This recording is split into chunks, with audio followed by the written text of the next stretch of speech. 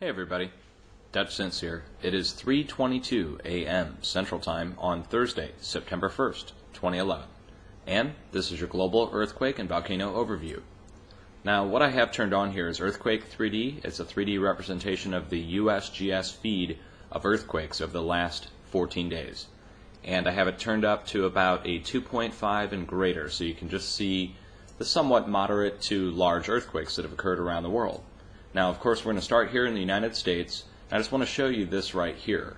See this curve that occurs in these earthquakes that basically stem from Washington State all the way as far south as Oklahoma into Texas, and then curves back up the northeast up into Canada right here where the ocean comes in and the inlet up here.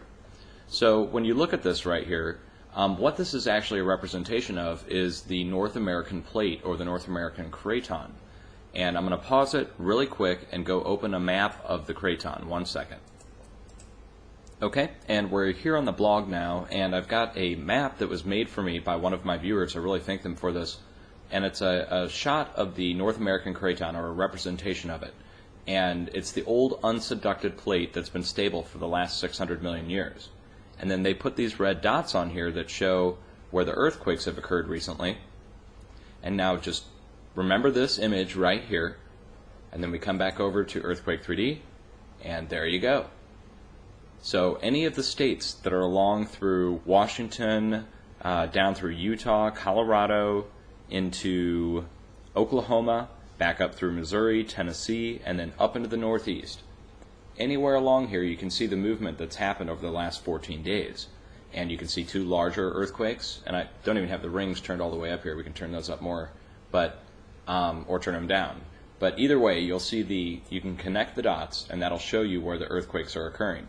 Same within California. You can see that there's a ring of earthquakes that are occurring up through Nevada, Utah, Oregon, and then back down through California. So when I look at this, I say 4.0 or greater earthquake threat watch at any one of these states that goes along the edge of the craton. And the reason that is because of the disturbance that's occurring around the rest of the Pacific plate. If you look over here on this side of the Pacific, I mean, there's just an uncountable number of 5.0s, 7.0s, 6.0s. We can turn it up and see.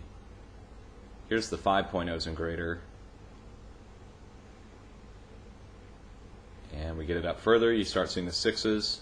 So it's a heck of a lot of activity to occur on the west side of the Pacific.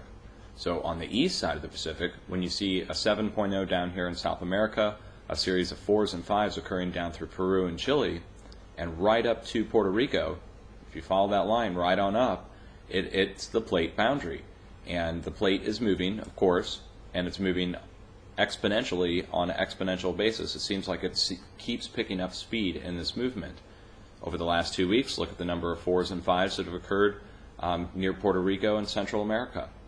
And that's why when I issued, about a month ago, I told the people in Puerto Rico, watch out in this area for a 5.0 or greater earthquake threat for the foreseeable future. As long as this earthquake swarm continues in Puerto Rico, there's a continued threat of a possible large earthquake like a 6.0 or a 7.0, and since they're occurring at sea, we do have to worry and really plan for a possible tsunami that could happen if there's a large earthquake. So there's a lot of possible coulds and ifs in there, but with the earthquake uptick that's occurring, it's better to be safe than sorry.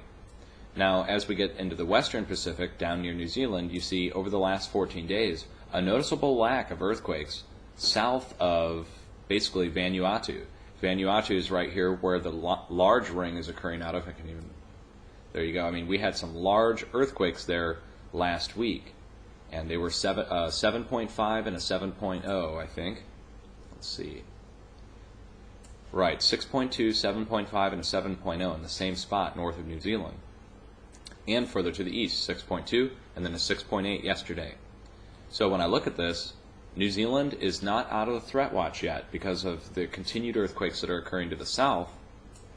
Down here, you're getting 4s and 5s. So right in between this area here is an area you do want to watch for additional 5 and greater earthquakes. And that's based upon the 7.0s that are happening due north. Now, as you get further to the west, you look to Japan, and the earthquake swarm there also does continue. You're looking at least 20 or 30, about 20 4 and 5.0s mixed in with a few 6.0s, 6.3, 6.0, and a couple 5.9s. As you get west into Indochina, it curls right up the plate and goes up to the border of Russia and India, right through the Himalayas. And then it makes this left-hand hook or western turn and goes through southern Europe, right up into Czechoslovakia, right up into Poland.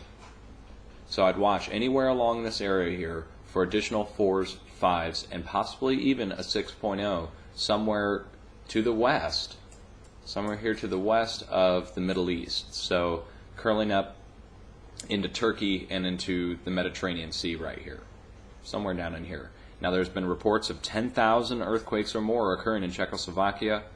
I was told by several people to watch Croatia, and so you just go from Croatia north up into Poland, and that gives you an area that you're going to want to watch for additional earthquakes, and that's based upon the swarming that's occurring there that you don't see on this map. And that leads me right into going over to the ESMC so we can go see what the Europeans are reporting as earthquakes in the area. Now they have a couple different methods of looking. We'll just go ahead and look on their 48-hour map, and that'll give us a pretty good idea of what's going on. Okay, here's their interactive map. Last 48 hours in Europe, and you can see it. There we go, up in Poland, right here. And then you get south, southern Poland. Let's see, you've got earthquakes in the Aegean Sea, and then of course we have volcanic activity associated with all this the further south we go. And you see this line. You can connect the dots here, kind of like over in the United States. You connect these dots, and this gives you a threat watch area. So to the south, you're looking Italy, south into the Mediterranean Sea. To the north, you're looking anywhere from, well, actually from Gibraltar all the way out here to the west, and then follow this line right up to Poland. As you get further north, your threat watch extends from the English Channel north to the Norwegian Sea, up out here.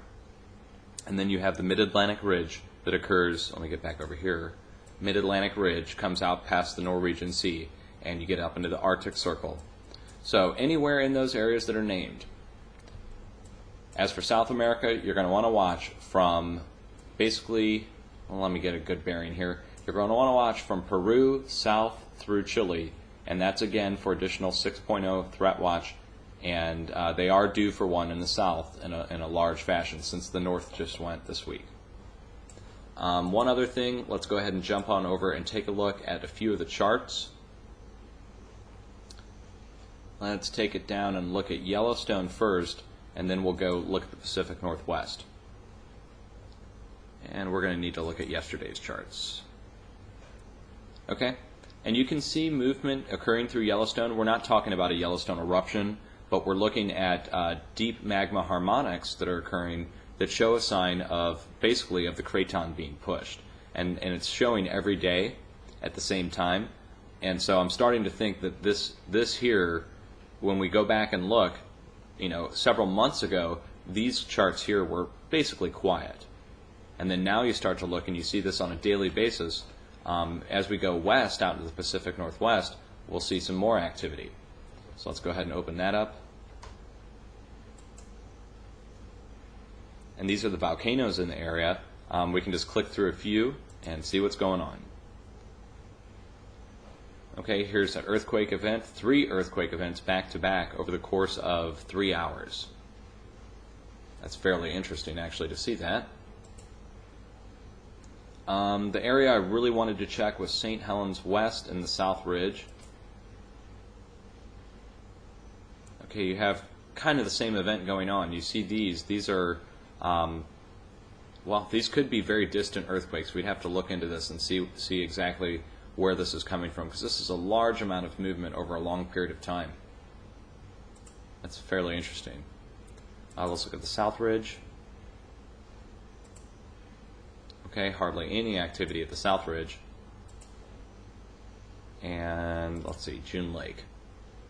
slight earthquake activity, but it's fairly quiet compared to how we looked at it just, what, 2-3 weeks ago in the last earthquake update. It looks like it's quieting off at the areas that we're showing before. Here we go, slight earthquake activity, but nothing compared to what it was before. Cedar Flats, that usually shows something, and it's totally quiet. Wow. Let's go back a couple days on that. Again, totally quiet. Right, okay. This kind of activity was showing up for multiple hours a few weeks back, and now you see these charts, they're showing just, quiet for multiple days on end, and then you get stuff like this. But you're looking at a half a day quiet, and then half a day on. So what that leads me to believe is Earthquake Threat Watch does exist in the Pacific Northwest, through Yellowstone, down along the edge of the Craton. Alright folks, and I will put all these links down below, so whatever area you live in, there's a lot of people who don't live in earthquake threat zones. For instance, anything north of Missouri, basically, you're looking up here, your chances of large earthquakes diminish greatly the further north you go. The Craton is more stable in this area up here than it is down along the edge where it's meeting these other boundaries, and the old plate is dropping off. Same within South America. You very rarely see a lot of earthquakes over here in Brazil. Africa usually remains pretty quiet. You're looking at areas just to the northeast, Gulf of Aden area, and then north right to Libya is where you start to see more activity. So there are a lot of places that you do not have to worry about earthquakes. But there are a lot of places where these fault lines exist. Look at these rings. These rings represent a possible affected area for large earthquakes. And if you live within the ring area, you may want to be prepared. And they're not even fully turned up. I could turn them all the way up, and that gives you a more exaggerated view. But I like to keep them kind of halfway down so you don't get a bloated idea of how far they have an effect. But I guarantee you these 7.0 earthquakes were felt in this entire area right here. And same with these 5.8s. You look at the affected radius of this area, and that's as far as the reports came in of people feeling it. As far south as Georgia, and as far north as far north New York. All right, folks, hang in there. Cheers.